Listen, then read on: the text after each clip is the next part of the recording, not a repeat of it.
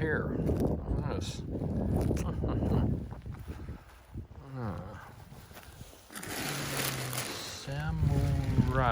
Samurai.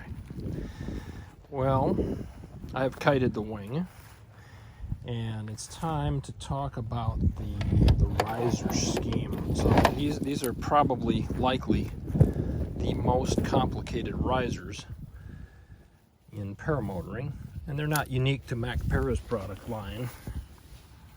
However, there are some things about them that are significantly different. Pretty straightforward at first glance. Not really.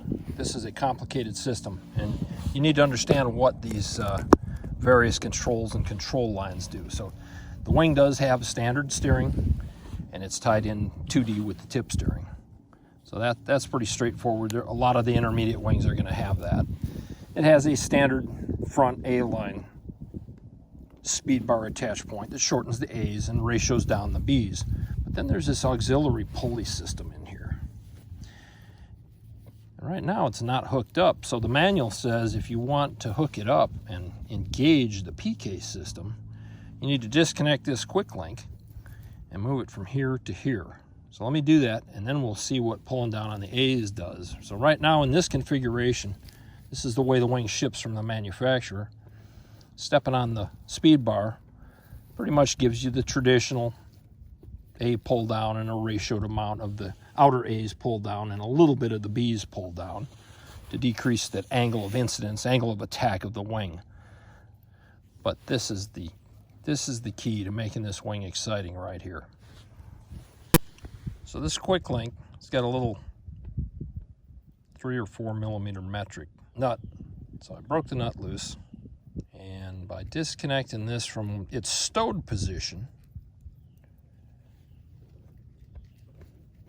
and moving it up to the position where it actually does something, which is the higher position, and this is right behind the A's, so down here it doesn't pull on anything. When you push the speed bar out, it ratios the A down, but it doesn't pull this white little attachment line. However, once we thread that thing through there, I'll tighten this up later, but for illustration purposes, now when the wing is loaded and the risers are released, and now you decide to step on that speed bar, you also release, because this tension is released and it allows the risers to go all the way to the trimmed out position. So with the speed bar retracted, the risers are held in check by this little line. But with the speed bar extended, the risers are also allowed to travel to their full out position. Now there is a limit to this. It doesn't go the full distance, and the manual says that trimming out from 3 to 5 centimeters, which is probably about the white line to about here, 3 to 5 centimeters gives it the most effect, because you've got the most of the total speed range packed into the extension of that speed bar. And it actuates all of this stuff together. So a lot going on with this wing and these risers. I kited the wing yesterday, but I didn't fly it because I didn't feel it was set up right, and I didn't have the tool to make this link, and I don't want to put any more time on it than necessary. It's a loaner from the importer, and we're just trying to get some exposure for the wing. A couple guys in the area have asked to fly it. A couple guys in the community have asked to fly it.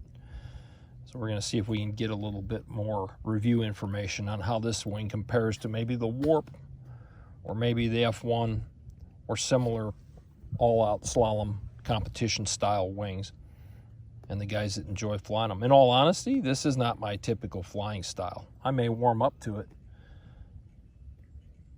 but I'm a cross-country guy. You guys know that. So I kited this wing with the harness last night, but I didn't have the PK system hooked up, so all I'm really checking here is to see if there's anything binding or out of rig so bad that it won't fly. And then we'll go fly it. Comes a bit of a breeze. Nice new wing inflates so easily, and it pretty much inflates and flies like the Colorado. Well, it inflates like the Colorado. All right, I'm gonna put it in the bag.